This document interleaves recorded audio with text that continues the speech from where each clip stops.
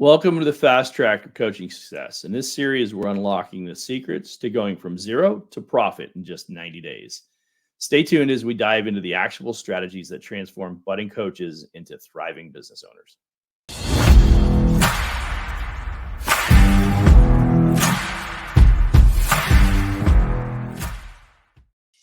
Well, Eric, excited about this series talking about a profitable coaching business in 90 days. Sounds like it might be too good to be true, but you've done it and know exactly how to teach others those steps. So excited to figure out what we've got lined up for part one today, which is kind of like pre-launch in the first 30 days, right?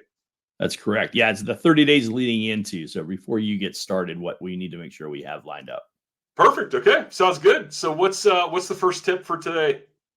So the first tip is to make sure you know who your alter ego is and be clear about who you are. Who's your alter ego, Eric? Yeah. So he's back there. That's my new assistant that you pointed out earlier. Nice. He's helping me keep on track. So so as we talk about some of the things we need to do, the first thing that we need to consider is again, you've heard us say this before on the show, define your niche. And make sure that you know exactly what it is that you want to focus on. It will help you in a number of different ways, not least of which will be your marketing strategy, but very, very clear on the services you want to offer. That will help you identify the people you want to work with and who you should be targeting as your ideal client. Identify the specific areas where your expertise can address client needs more effectively, and decide on the coaching model that you want to use, whether you're going to do one-on-one, group sessions, workshops.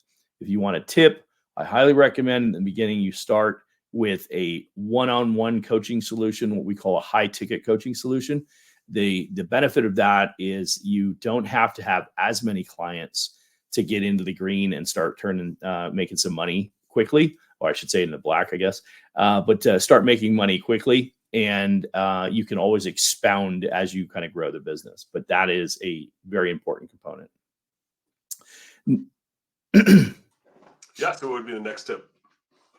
Yeah, so beyond that, then certainly you start working on, once you've kind of clearly identified who you want to go with, who who your target audience is, what you want to focus on, start building out that plan. Who are the people you know that you could start reaching out to, and start building out your goals that you want to accomplish? How many clients would you like to have? You look at your schedule, look at, if you're building a lifestyle business, that's going to be different than growing and scaling to a larger full-blown consulting agency. So determine what that looks like for you and clearly identify some of the goals that you want to accomplish with that business.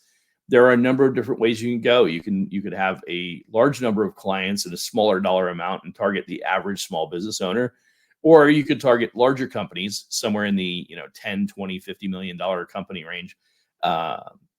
And go after professional development, sales, focus on targeting sales, training, things like that, categories like that, where you might be able to engage somebody for $25,000, $50,000, $100,000 on a single client. So identifying what some of those goals are and who you really want to focus on is really important as well. That'll help you identify your pricing strategy and then help you create some financial projections, because quite honestly, without laying out those goals and being clear what you want to get, you could get into this and then get distracted really quickly. I know that when I first started, I kind of was chasing the shiny object a little bit and like, oh, this looks fun. Oh, this looks fun.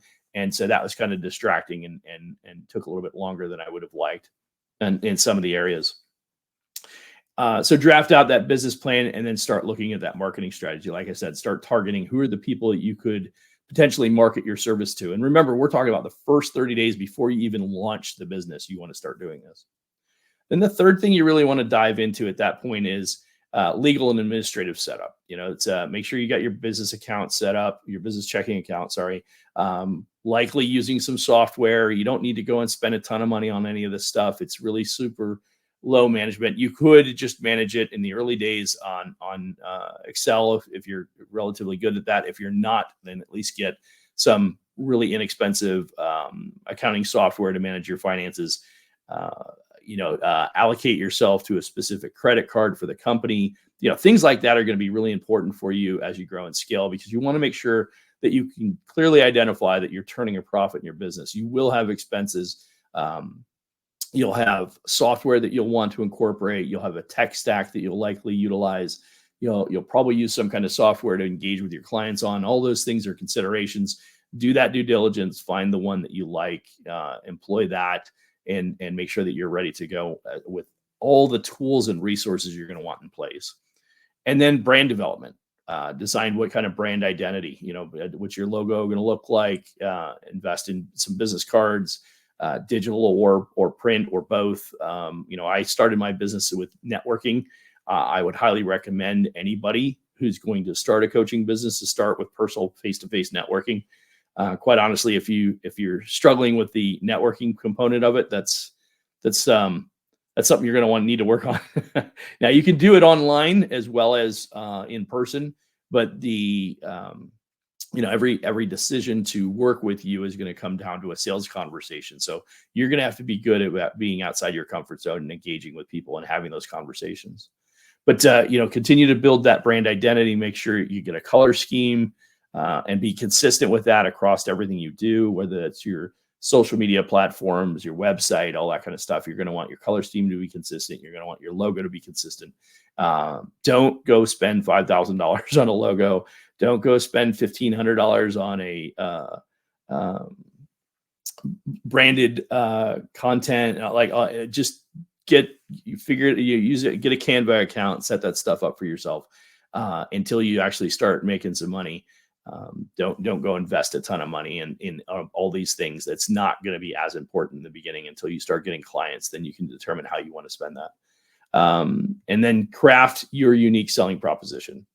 To determine what your elevator pitch is going to be, you should have a very refined and dialed in elevator pitch that, 10, 15 seconds, you can quickly tell somebody what it is you do for a business. And then as you elaborate on that, so imagine you're in a networking event, whether you're online or in person, you get a little elevator pitch. It's usually 10 or 15 seconds. And then you get like a 30 or 60-second commercial.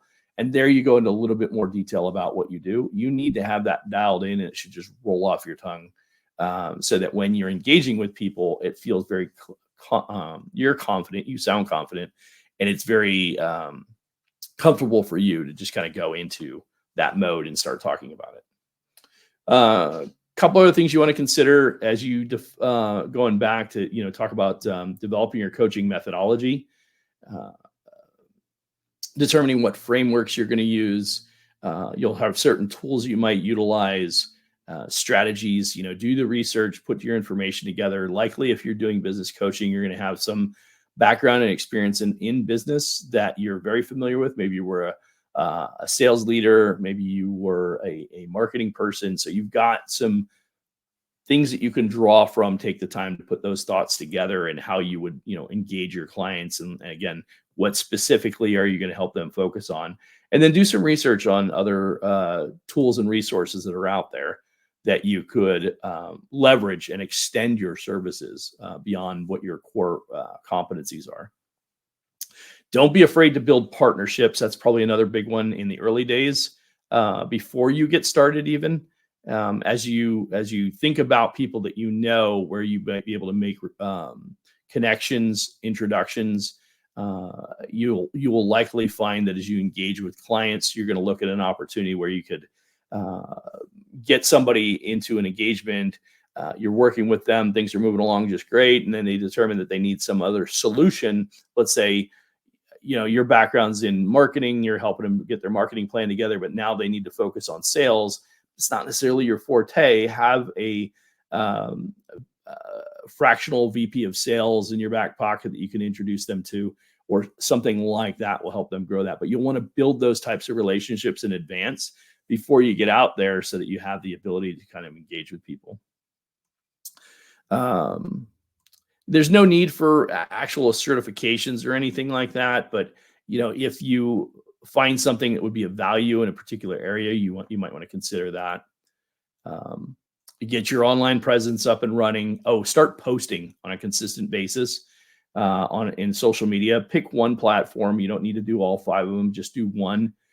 Begin to put it out there and begin to introduce yourself as somebody in that space that you work in that category, and really get people to see you in a different light. One of the biggest challenges that coaches run into often is the fact that their previous career, what they did, they often find that as they transition into becoming a coach, sometimes people are like, you were this and now you're this, and they have a hard time making that transition. So the sooner you start introducing this to people, the more likely that people will accept you in this new role. It'll take time. So the sooner you start communicating that and sharing that with people, the more likely you are to get people to engage with you in that way. And then I said the last couple of things I'd probably say is make sure that you, begin, as I mentioned, put it out there on social media, start talking to your friends, family, let them know what you're doing. I've told stories before about how, I had my own wireless store, and, we were having Christmas dinner and people were telling us about how they bought these phones. And I'm like, well, then why didn't you buy them from my store? So, they didn't know that we were in the business, and we've been in the business for 1.5 years. So make sure you let people know that what you're doing and that you're transitioning to. It will also help you as they hear and understand you in this new role. They can start reaching out and helping you find opportunity and introduce you to people that might be of value.